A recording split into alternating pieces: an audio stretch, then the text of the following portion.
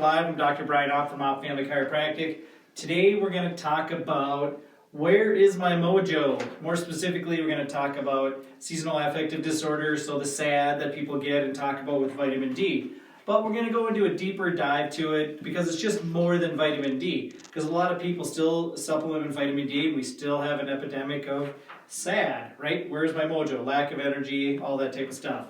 You know, this is about the same time that people are starting to really lose that motivation from their New Year's resolutions, right? You know, vacations are going to come up here in about 3 to 4 weeks for a lot of people. So they're just trying to slug along. You know, those 5 a.m. workouts are getting really, really tough. So we're going to give you some tips on how you can increase that energy more than just vitamin D and what it really means, okay? So what we're going to discuss is why you can't get out of bed in the morning a lot of times. You don't have that motivation now, the low energy throughout the day, you have that excessive sleepiness, you're starting to have feelings of depression, you got all these food cravings, so you're going after all that food that you know you shouldn't be eating, right? So we're going to talk more about that in depth, okay? So you're in the right place. So first, you know, with this issue, where does all this motivation typically come from? So it really is, we start to talk about neurotransmitters, right? So the things that function in our brain and through our body. So the big one we're going to talk about is dopamine, okay? This equals our reward, motivation, okay? All those types of things. So when we start having low dopamine, we have to go and find ways to increase it. So it also helps with motor control, executive function, so meaning that being able to make decisions throughout the day, arousal, and then we talked about the issues then with depression as well too, so, and that sleepiness. So signs of low dopamine, we kind of went over it, food cravings, ADD and ADHD. So when you can't make decisions, you need to start moving your body around. Risky behaviors, that increases dopamine level, that risk reward kind of thing. Anger increases dopamine. Addiction, so that's why we see a lot of people with low dopamine that have addiction issues. We talked about the sleepiness and that low motivation. So what are some things that really creates low dopamine?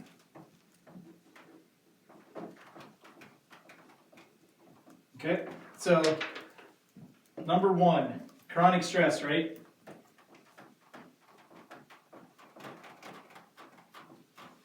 Usually, if we think about stress in a bell curve, it should look like this, okay? So we want to be in the middle part of it. With low dopamine, we're over here. So this is where all those lack of motivation. With high dopamine, this is where our anxiety issues are. Our insomnia and all that type of stuff. We've gone through that before, but this is going to be more about that low dopamine with that low motivation. So when you have chronic stress, you will start to, they call it burn out your adrenal glands or create adrenal fatigue. Really what happens is you're burning out all this dopamine so that it ends up being over here, okay? So on the low end of the curve. So you get into this exhaustion phase. A lot of times what we'll see on a cortisol level is that it just flatlines. It never goes up in the morning and it just stays flat throughout the day. So you are just kind of dragging yourself, or you prop yourself up with coffee, caffeine, whatever you can to keep yourself going through the day. So it also lowers, this exhaustion phase also lowers your immune system, which allows infections there. It depletes iron so that even more, right? You can't deliver energy to the to the body through the cells, through the anemia system. B12 starts to go down, and vitamin D as well. So those are really what causes the issues with chronic stress. The other thing that happens, which I talk a lot about, and we try to get patients to work on this, is we get low vagal tone. Okay? So what that means is the vagus nerve is cranial nerve 10. It's called the Great Wanderer. It goes throughout your whole body. It's the rest and digest. So when you're in a chronic stress state, the vagus nerve doesn't want to work as well. So it can't help you digest your food to get those nutrients. It creates chronic inflammation then as well, so that really messes a lot of different things up because you can't really absorb all those nutrients. So you might be taking vitamin D, but if you're under a great amount of stress for a long period of time and you have this low tone, you're not digesting that. It's going in one end and out the other. So we need to find ways to stimulate that as well too. This also will create issues with stomach acid, gallbladder, pancreas. So basically, this is your digestion, right, at the top. There's no way you're going to be able to absorb anything that you try to take to help yourself to get better if this is still happening, okay? So, because you need the stomach acid to break down proteins, absorb B12, gallbladder to break down fats, and pancreas to do some fats, carbohydrates, and proteins to finish it off. Then you can start to absorb those nutrients. That chronic low-grade inflammation then starts to occur.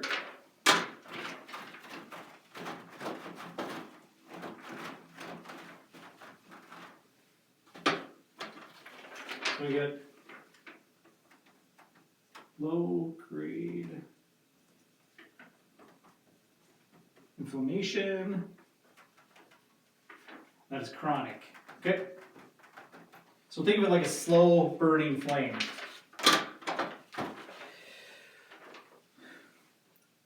With this, the body then has to turn over and start to try to heal all of this inflammation because it's basically breaking down your body from the inside. It lowers your dopamine level to do that. You have that gut to brain connection.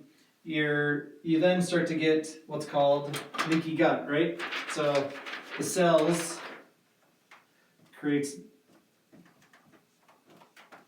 So the cells start to separate. So you start to allow food particles, infections to get into the bloodstream. And now you have, possibly a chronic infection, allergies, asthma, all sorts of different things, food intolerances that continue to cause more of these issues and eventually an autoimmune disease. So with that poor breakdown of absorption of nutrients, this is going to occur because those nutrients are what helps you heal that gut. Okay, so next we want to talk about toxins.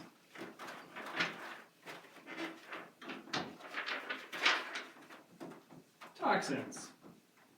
Okay, so big one here, Roundup.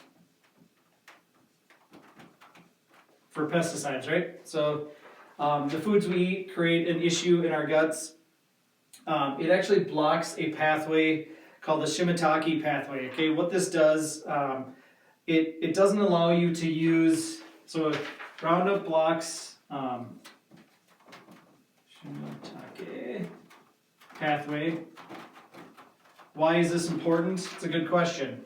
Because this pathway then makes tyrosine, tryptophan, and phenylalanine. Okay. This one we're going to focus on mostly because this is the one that makes tyrosine gets made into dopamine. So if you block this pathway at the top, you're never going to make any of these, and you have to be able to make these through the body. What they found was this pathway is actually made from the bugs in your gut. So if you eat Roundup, it's actually classified as an antibiotic. So you can then see why it would block this pathway if you start killing all those bugs because you're killing you kill all the bugs, can't make this pathway, you can't make tyrosine, dopamine is going to be low, you're not going to have any motivation. So that's the issue that we have at hand. With tryptophan, you start to get anxiety, right? Low tryptophan leads to low serotonin leads to low melatonin, so you get anxiety and you can't sleep, you get placed on a Prozac, Zoloft. So that's why we often have our patients all the time, actually, is to eat as organic food as you possibly can so we can get away from this issue. Because you could eat, all that, good food, but if it's full of pesticides, you're going to still block all that and still create the anxiety or depression or lack of motivation, all that type of stuff, okay? Next, let's talk about hormones. So that was toxins. That's one of our main things we want to start to clean up, right? We've talked about that many times. The foods we eat create healing or distress. All right, hormones. Woohoo! All right, so with hormones, low testosterone, it's an epidemic.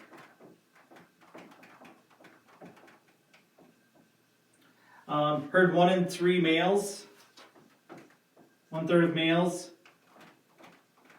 have low levels of testosterone, okay? So what's the issue with this? Well, low testosterone doesn't make you feel like much of a man, right?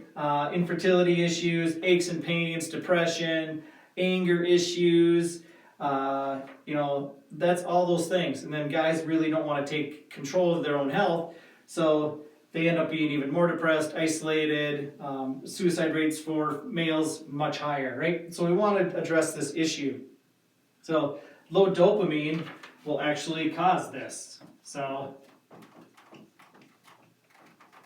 right? If you don't have any motivation to work out to increase testosterone, if you just kind of, laying on the couch, you start to eat crappy, you get the beer belly, right? That lowers your testosterone even more, your dopamine goes down even more, so you see the vicious cycle. We talked about decreased libido, arousal, any motivation you had is gone. So yeah, we want to look at that, right? One of the other things so that's one of the major things for hormones, okay? One of the other major hormones, we talk about serotonin. And this can come up every once in a while. So with serotonin, if serotonin is high, say you are taking an SSRI, so serotonin selective reuptake inhibitor, something like Prozac or Zoloft. If this is increased, it will actually can cause a decrease, or what looks like a decrease of dopamine. So getting this tested as well, making sure that we're not going to go too high in serotonin is definitely a very good thing to be looking at overall. Next hormone we want to talk about is insulin. Okay. So with insulin levels, when they go up, insulin levels elevate, dopamine goes up.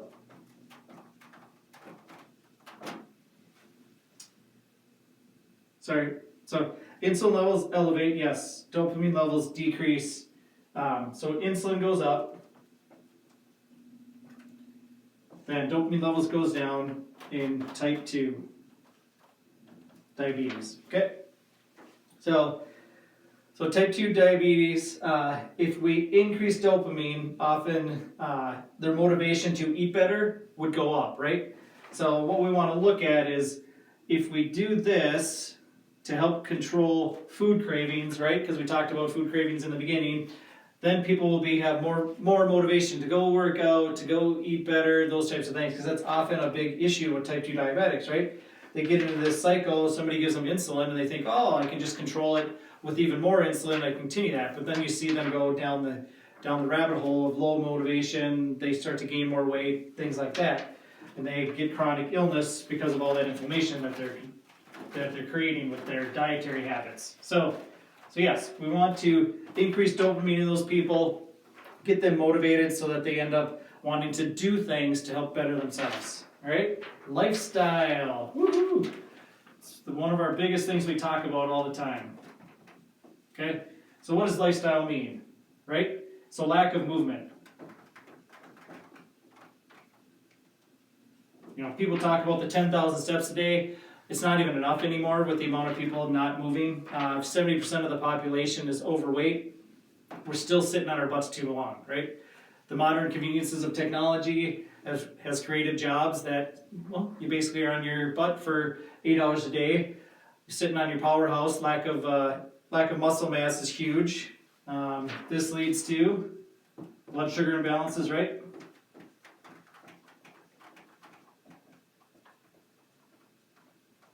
Okay, I can tell somebody who's got blood sugar balances just by looking at their legs. We also will do what's called a in-body bioimpedance analysis, so we can see actually what their muscle mass and their fat mass is in their arms and their legs and their trunk. So somebody with low muscle mass in their legs, I know they're going to have blood sugar issues. Why? Because insulin wants to go, glucose wants to go feed your legs. Our ancestors, what do they do all day? They looked, hunted, gathered, moved around all day. So they needed the energy to be able to do that. That's why if you build decent leg muscle mass, you typically have a better control of your blood sugar levels. So getting more movement in the legs. So low vitamin D, that's kind of the big thing, right? So low vitamin D, oxidative stress from not moving, poor dietary choices. This leads to tissue breakdown. You basically eat yourself from the inside. Inflammation.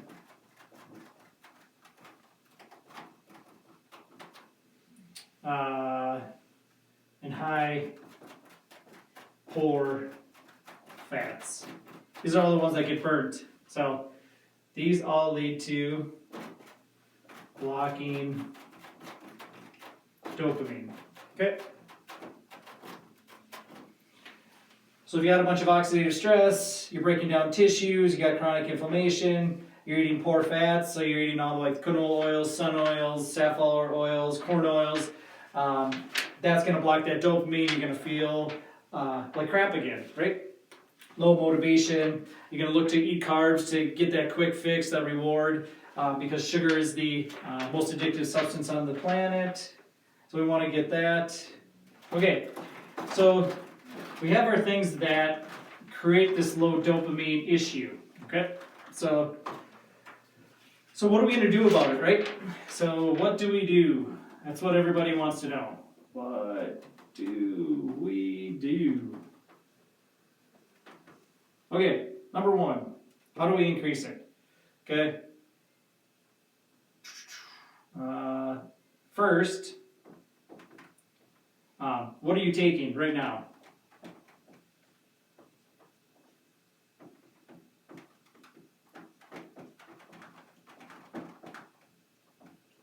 So when I start putting somebody on, a supplement to help them with this issue, I make sure that they're on the right side of the curve that I want to address, right? So if somebody's sitting over here, I don't want to raise their dopamine level, right? So if I give them, or if they're over here, I don't want to raise that serotonin level. So if somebody's taking things like 5-HTP, tryptophan,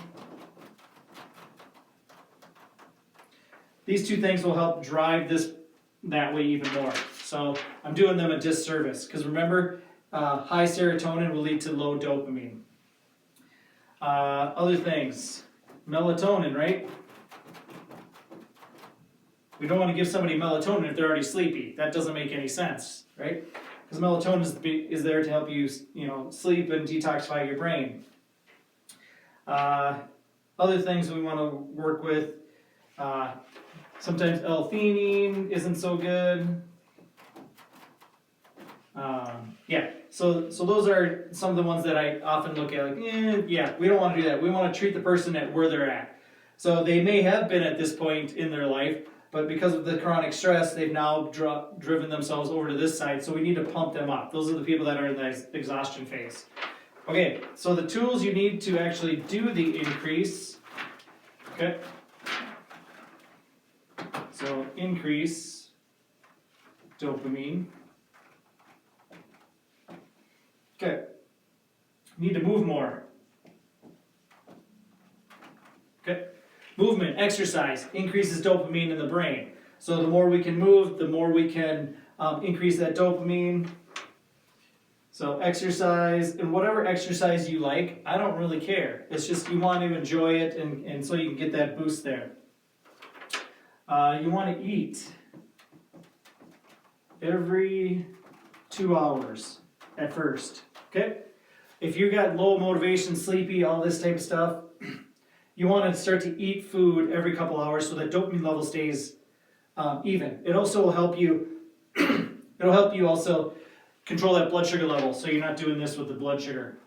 Dopamine will do the same thing. So as you hit the lows, you're like, oh, I gotta go eat. And then it drops. And this typically is gonna be some kind of carb, right? Maybe a sugar, maybe a pop, something with caffeine, something to pump you back up.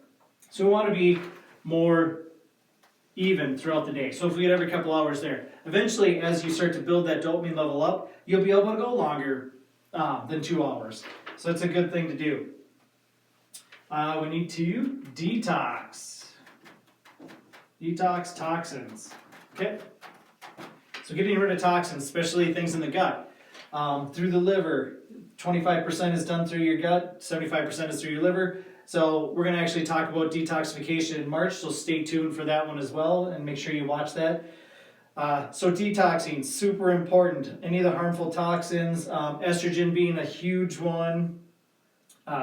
When you detox estrogen, testosterone will go up, so I do an awful lot of estrogen detox. Men as well too, because we talked about it, a third of males that have low testosterone, we're going to be the ones having to have the problems with infertility. And just giving somebody testosterone cream or shots or anything like that, or pills, isn't going to do them any good, because it's just going to turn that into more estrogen eventually. So they'll feel good at first and then crappy moving forward. So detoxify that. Then we need to heal the gut. Okay? Heal the gut.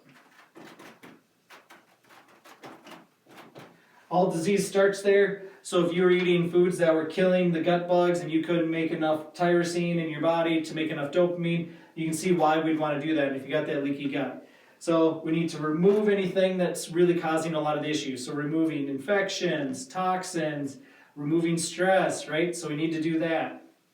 Then we want to replace some things. A lot of times if we replace digestive enzymes or gallbladder support or stomach acid, usually stomach acid is going to be the big one if we have some leaky gut. So helping somebody digest their foods so they can get those nutrients. After the replacement, we want to start the repair process, right? We use things like glutamine, collagen, zinc carnosine, a few other things to really help with that gut lining to reestablish that. Then we want to plant some new seeds, right? We want to re-inoculate with good bugs. So we want to start getting diversity in there. If you're staying on one specific probiotic and you've been on it for a while, you need to start switching it up. You can't stay on the same thing because you can get an overabundance of even good bugs, right? And you don't have as huge of a window between what is too much and what is too little. So diversity is key because each one does something a little bit different in your body.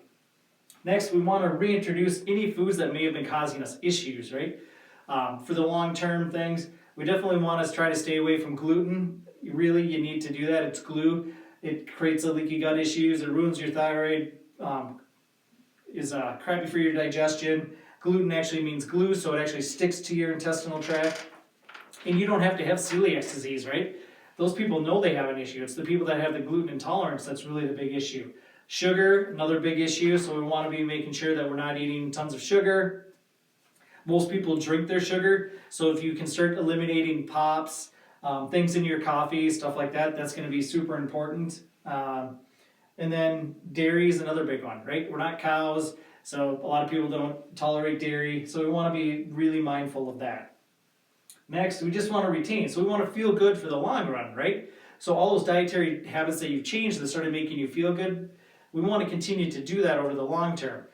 We can feed the good guts with certain things, increasing our fiber slowly, because you don't want to jam a whole bunch of fiber into somebody. They just don't feel very good, because a lot of people don't get enough fiber in their daily diet anyways. So increasing that slowly is very beneficial. Next, so yeah, that would be the way we would fix the gut. Next, we want to help those adrenal glands, right? Because if they've been working so hard for so long and they're not pumping out enough cortisol, then we need to be able to help them. So support adrenals. Okay. So we can use certain herbs to help with that. I like ashwagandha to help with mental focus. Guys really do well on it. Helps with other things for even after post-workout, really feeling good throughout the day. Rhodiola is another good one. Panax Ginseng. We use a formula of all those called Stress Essentials Balance. I really like to use that with people when they have low tyrosine or low dopamine. Low tyrosine, right? So if you need tyrosine to make dopamine, it makes sense to use some tyrosine and maybe some phenylalanine. Other things, iron, because if they're iron deficient, we want to be moving all those nutrients out to the body. Magnesium is another energy molecule. Vitamin D. With vitamin D, you want to make sure you're taking it with K too, because that helps the absorption. And if you're needing larger doses of vitamin D with K2, we want to be supplementing with some vitamin A, because you can start to decrease your vitamin A as well. Everybody's locked up on this vitamin D, but we want to make sure they all work together. So if you're doing a pretty good amount of vitamin D, especially with a low vitamin D level, we want to supplement with some vitamin A as well. A B complex, especially in the morning, if you got low energy, you're low on B vitamins, right? I mean, B12 especially, but just in general, all the B vitamins start to work together. So you need more than just B12. You just can't lock onto one vitamin. Turmeric or curcumin, really good. Fish oil. I read a really good book called Brains Collide. Started doing the protocol of just adding extra fish oil into my diet. And I've seen a great turnaround with just kind of brain focus and all that types of things. If I really need to do something and stay focused for a longer period of time, I take extra fish oil that day so I can do that, like I did this morning, because I had to do this. Well, I get to do this actually. So yeah, and then lastly, MCT oil, which is coconut oil just in the liquid form, and you're getting caprylic acid, which is super good for direct energy to the brain. So those are great ways to help build up dopamine levels.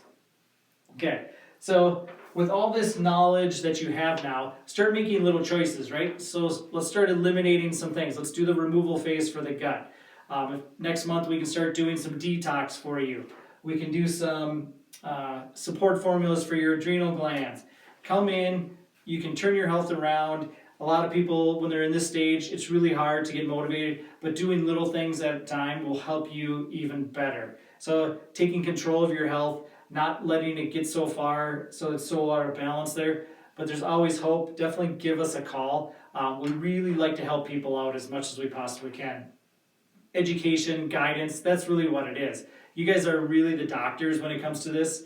We're just helping you do those types of things, giving you the guidance that you need, helping you with the information, the education on what other choices you should be making.